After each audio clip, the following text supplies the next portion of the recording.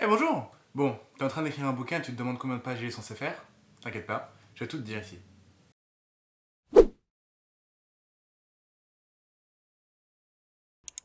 Bon, en tant qu'auteur ou autrice, c'est super important de connaître le nombre de mots que doit constituer son roman. Il faut au moins connaître le nombre de mots qui va pouvoir intéresser soit les maisons d'édition, soit les lecteurs, en fonction de si tu choisis une voie d'édition plus traditionnelle, ou alors si tu choisis d'être auto-édité, ça marche aussi.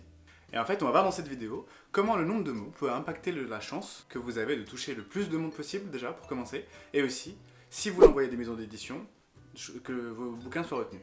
Et c'est plus ou moins ce qu'on veut, ça. Bon, il y a deux raisons principales à l'importance de connaître le nombre de mots pour son récit. C'est important déjà pour une première raison, c'est pour choisir les maisons d'édition à qui on envoie son bouquin. C'est une chose à laquelle tu dois faire super attention si tu envoies ça à des maisons d'édition, parce que toutes n'acceptent pas déjà tous les genres, et toutes n'acceptent pas n'importe quelle longueur de manuscrit. Il y en a qui vont accepter les romans courts, d'autres les romans très longs, d'autres un peu de tout. Donc vraiment, c'est à toi de voir ça, et c'est souvent affiché sur les sites des maisons d'édition. Donc tu devras voir ça pour être sûr. Parce que les maisons d'édition, elles publient pas n'importe qui, elles publient des livres, surtout pour les nouveaux écrivains, qui, pour elles, vont avoir en fait le plus de chances de réussir et d'avoir du succès. Et ça, du coup, eux, ils y arrivent en connaissant super bien leur milieu, la niche et le genre de ton livre, et les lecteurs qui vont lire ces livres-là. Et donc, ils savent que tel ou tel profil, tel ou tel genre littéraire va être plus ou moins lu, va être plus ou moins, va connaître un succès plus ou moins grand, en fonction de certains critères, notamment du nombre de mots. Et là, du coup, c'est le deuxième aspect, c'est-à-dire qu'il y a le lecteur. Et en fait, connaître notre cible et nos lecteurs vont nous permettre, nous, de nous adapter et de concocter, du coup, un nombre de mots qui correspond. Parce qu'il y a plusieurs profils de lecteurs. Il y a des lecteurs qui vont lire des romans très courts, d'autres qui sont prêts à lire des pavés comme ça, et des sagas de 10 tomes, de 1000 pages chacun. Donc il y en a qui vont lire une histoire de 200 pages, et c'est déjà très bien pour eux, tu vois. Donc c'est vraiment pas le même profil, donc pas le même nombre de mots, du coup. Après, il y a une règle un peu tacite, c'est le fait que si on fait une saga, il faut avoir un nombre de mots à peu près constant. Il ne faut pas qu'il y ait par exemple 100 000 mots dans le premier et 50 000 dans le deuxième. Il faut que ce soit à peu près cohérent. Il y a des exceptions, je t'en parlerai tout à l'heure, mais globalement, il faut que ce soit dans le même esprit, à peu près la même longueur, quoi. Dans le monde littéraire moderne, contemporain, on ne compte pas en nombre de pages, on ne compte plus en nombre de pages. On le faisait avant, parce que du coup, jusqu'aux années 70-80, avant que les écrivains commencent à écrire sur ordinateur, on écrivait beaucoup à la machine à écrire, et c'était plus ou moins 250 mots par page, grosso modo quoi. Ce qui fait que quand on rendait un manuscrit, ben on s'attendait à ce que ce soit à peu près 250 mots, vu que c'était le même calibrage pour les machines à écrire. Maintenant, en fonction du type de police et de la taille de la police, ben en fait on peut avoir 10 pages, 7 pages, 12 pages, alors c'est le même texte. Et du coup, ce à quoi on doit se fier, c'est le nombre soit de mots, soit de signes. Ça, c'est des choses qui ne bougent pas. Parce que le reste peut changer en fonction du format, de l'édition. Si c'est un format poche, ce ne sera pas le même nombre de pages qu'un format broché, en fonction de la taille de la police, en fonction des marges sur le côté. Il y a aussi deux paramètres super importants, c'est l'interlignage, donc l'espace entre les lignes, et l'interlettrage, l'espace entre les lettres. Ça, c'est des choses qu'on peut contrôler quand on fait la mise en page de son bouquin, mais qui vont jouer du coup sur le nombre de pages.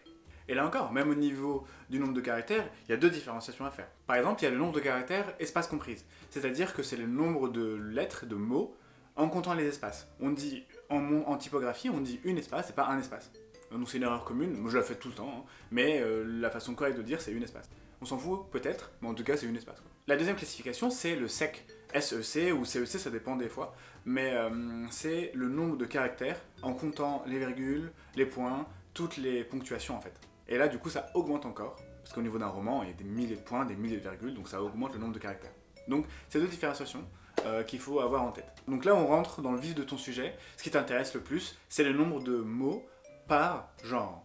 Il faut que tu saches que ce ne sont pas des lois, ce que je te dis, c'est des codes, des habitudes tacites. Ça vient beaucoup du monde anglo-saxon, donc on s'en est imprégné en France parce qu'on reproduit un peu le modèle anglo-saxon dans le milieu de l'édition ou de la littérature.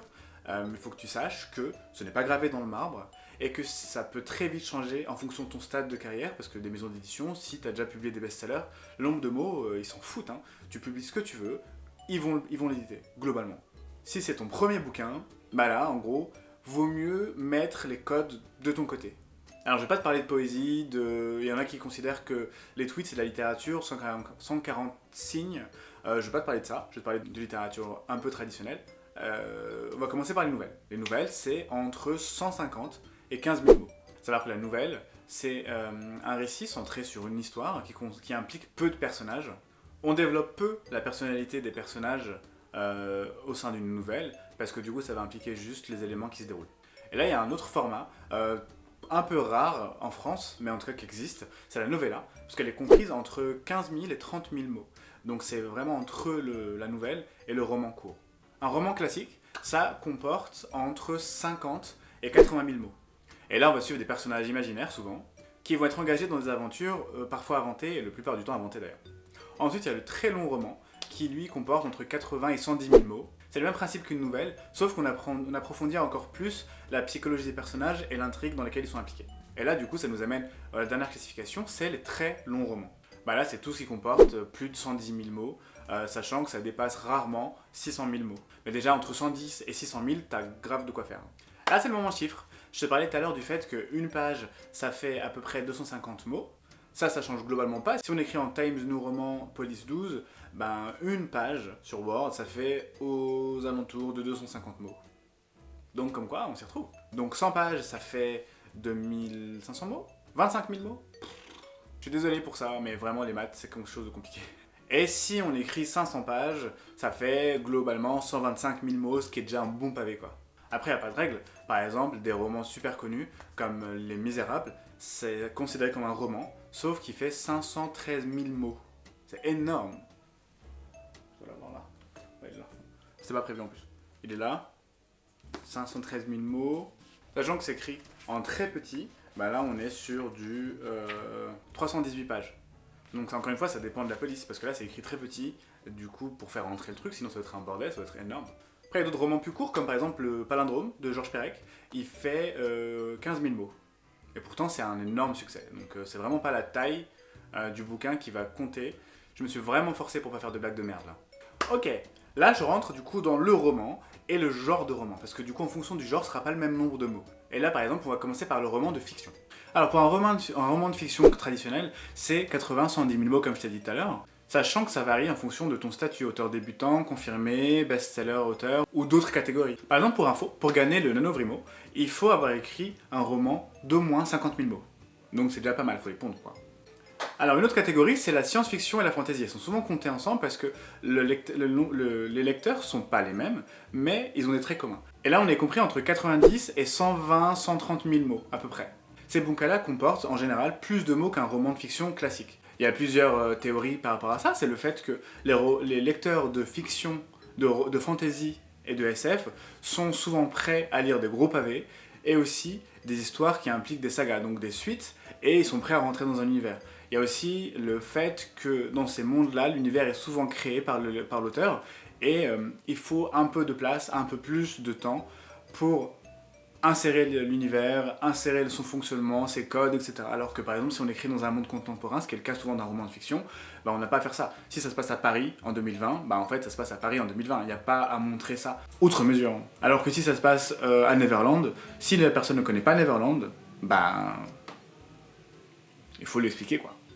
Une autre catégorie, c'est les romans policiers. Les romans policiers, c'est souvent court parce que du coup, on a une enquête et on ne rentre pas forcément dans les détails, sachant que des auteurs de romans policiers à succès, comme Agatha Christie, ont écrit des bouquins de 40 à 60 000 mots, ce qui est vraiment pas beaucoup. Mais ils ont quand même connu un gros succès. Donc là, encore une fois, c'est pas la taille de ton roman qui va avoir un impact sur son succès. Encore une fois, je résiste pour vous, je la ferai pas celle-là, je la ferai pas cette blague.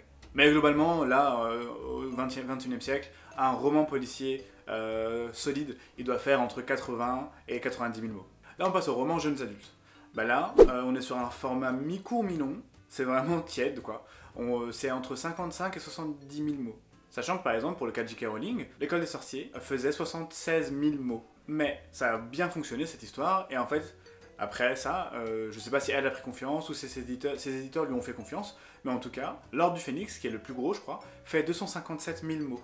Donc c'est la même saga. Ça brise le code dont je te parlais tout à l'heure sur le fait qu'il faille avoir une continuité et une cohérence entre la longueur de tes ouvrages, mais ça l'a pas empêché de bien marcher. Après, là, on est dans un monde où tout est possible globalement. Si tu choisis de passer par des maisons d'édition, il y en a qui sont plus souples que d'autres en fonction de leur taille, des traditionnelles à des récentes. Peut-être que les codes et les critères d'acceptation de manuscrits sont pas les mêmes. Ça, en tout cas, tu découvres ça sur le site de chaque maison d'édition. Mais bon, globalement, la tendance, c'est un roman classique c'est entre 50 et 80 000 mots. Si t'es dans ces clous, t'es ni trop peu, ni trop haut, t'es dans les clous, quoi. Plus, bah, tu commences à rentrer dans des eaux plus obscures, quoi. C'est toi qui gères. Et puis si tu choisis d'être auto-édité, bah en fait, ces règles-là, tu t'en fous un petit peu parce que c'est toi qui les choisis. C'est toi qui prends la responsabilité d'avoir plus de mots, moins de mots. C'est toi qui gères. Donc tu peux très bien écrire un récit de 500 000 mots. Si tu es auto-édité, bah en fait, tu t'en fous, tu fais ce que tu veux. Tu n'as à le soumettre à personne d'autre que tes lecteurs. Si tes lecteurs choisissent de le lire, s'ils t'ont fait confiance pour lire ton bouquin, peu importe sa taille, bah en fait, t'as gagné. Parce que le plus important, c'est d'écrire pour qu'il soit lu, son bouquin. Si on le veut. Après, c'est pas le plus important, le nombre de mots, c'est pas la taille de ton bouquin qui va être importante. T'as vu comment celle-là aussi je l'ai évité? Bah en fait, ça va être d'écrire une putain de bonne histoire. C'est ça le plus important. Écrire une bonne histoire et le reste va suivre. Tu vois.